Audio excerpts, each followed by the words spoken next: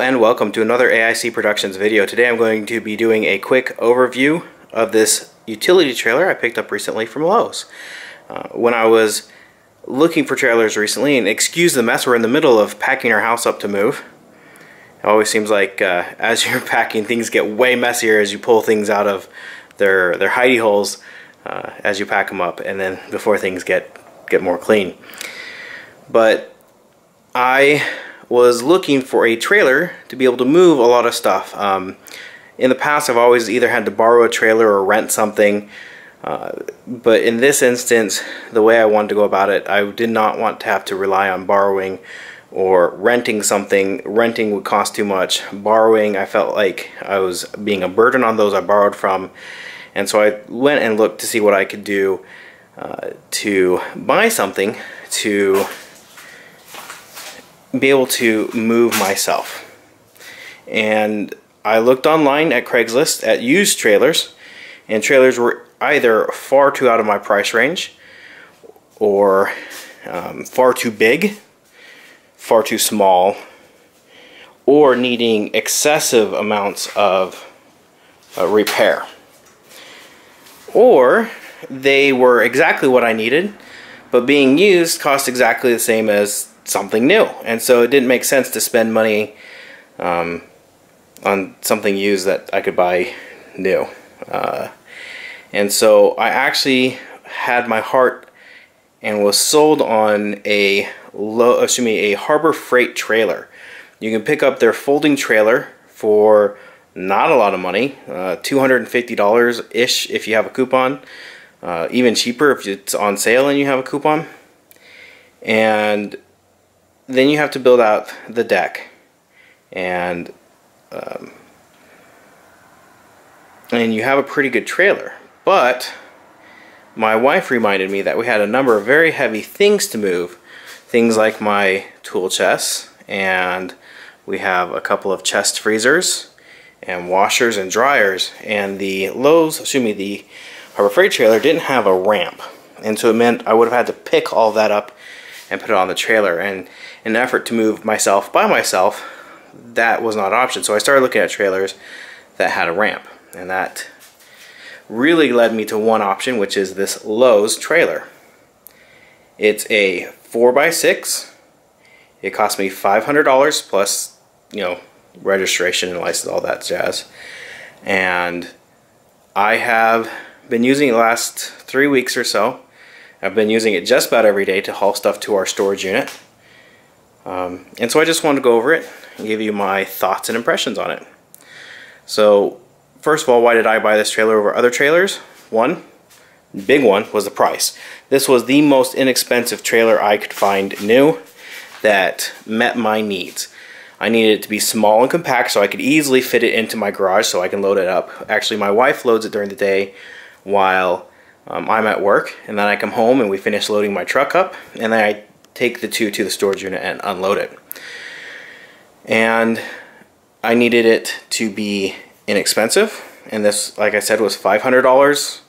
It was on sale. Normally it's like $550, and I got it for $500. Plus the registration was like another $120, $140, something like that. I needed it to hook up to my truck's already existing wiring, so I didn't have to get the truck rewired, and fortunately this is the exact pinout I have on my truck. And it needed to do the job, and this is fitting the task. The competitors I felt for, its competitors I feel like really are the Harbor Freight trailer. This exact trailer, literally exact trailer by the same company, bought at Home Depot, was almost $800. So it was $300 more than the trailer at Lowe's for exactly the same trailer made by the same company. The Harbor Freight trailer, like I said, is $250, but by the time you build a deck for it and you have to assemble it yourself, factor that in, it's pretty close on price, I feel, personally. This does have the better tires and wheels and bearings than the less expensive Harbor Freight trailer. You have to step up to the more expensive one to get similar wheels as this. Now, a couple things to think about when buying this trailer or a lot of other trailers that are this expensive. The first thing is, this did not come with this front wheel. Now, I did get a wheel so it could be moved around easily. I probably didn't need to buy the wheel, but it was only a couple bucks more than just a flat foot. So, just because the trailer is super light, pick it up with one hand and move it around easily. Even when it's loaded, I can move it pretty easily just by lifting up the front end. So that was another $30 or so for that. When I was looking at them at Lowe's, these tires are made the end of this last year. So it's April. I bought this beginning of March, and these tires were made in the last quarter of 2016. Some of the ones that they had there, the tires were made in like 2014. And I'm in Arizona, and that's a long time to be sitting out in the heat in Arizona. So if you're going to buy a trailer, especially new or used, look at the tires, look for the date code that's on them. It's usually a 2-digit week and then the year. So it tells you what week of and then the year it was made in. So you want to get ones that are fairly recent. Last thing you want to be dealing with is bad rotted tires driving down the road with all your stuff on it. The paint on this is not the best. You can see it's very bubbly, and that's kind of like it all over. So I don't know if that's covering up rust or if it's just a poor paint job. There's a lot of drips. It definitely was not a quality paint job. There was a lot of like gunk balls on it. I want to say it's powder coated, and so I don't know if that process, they get balls of gunk on there that build up, I guess. The other thing is, you'll notice at the front these two corners are taped. That's because the welding and the cuts here are pretty rough, and I actually tore a pair of pants just walking by and it caught just right, and I ripped my pants on this side and my wife ripped her pants on this side. So that's something to definitely think about when you're going to look at them. Even though they're all the same trailer, they all have a slightly different quality of build. I believe these are built in the US, in like Ohio or something. On the receipt it just shows the US as the location of manufacturer. So, but regardless, the build quality is okay, not great.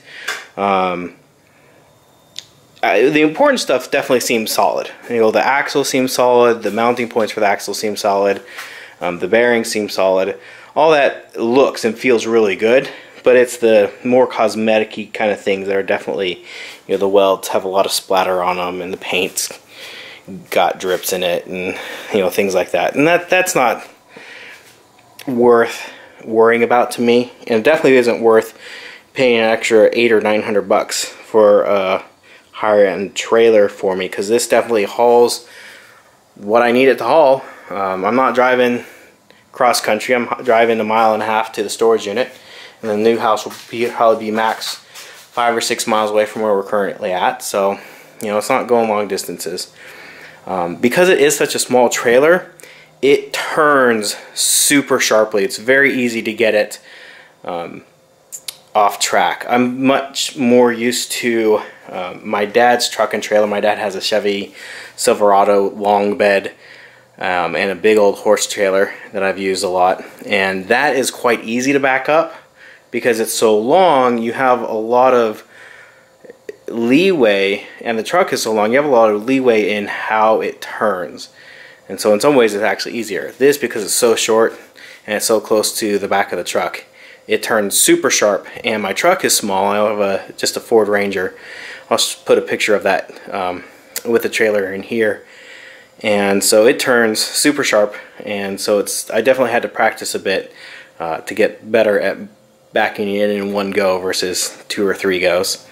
So anyways, if you have any questions about this, I know this video is short. I've talked about a few different things here, but I'm very happy with this trailer overall, based off of price, the usability of it, and even the build quality. I'm kind of nitpicking it, but you know, it's fine. It definitely does what I need it to do. It does it well. And I'm happy with it. I definitely am happy with this purchase. So if you have any questions about it, feel free to ask in the comment section down below. Don't know if anybody knows about the YouTube drama with ads and things like that, but ad revenue is down for everybody on YouTube. So if you want to support the creators, I personally have an Amazon partner link down in the description. I'd appreciate you. If you're buying anything on Amazon anyways, go ahead and use that partner link. It throws a few bucks back in my direction, so I can keep making these videos. I was able to buy this trailer with the money I've earned in the last few months. I've been saving up for something like this. So anyways, thank you for watching, and I hope you have a great day.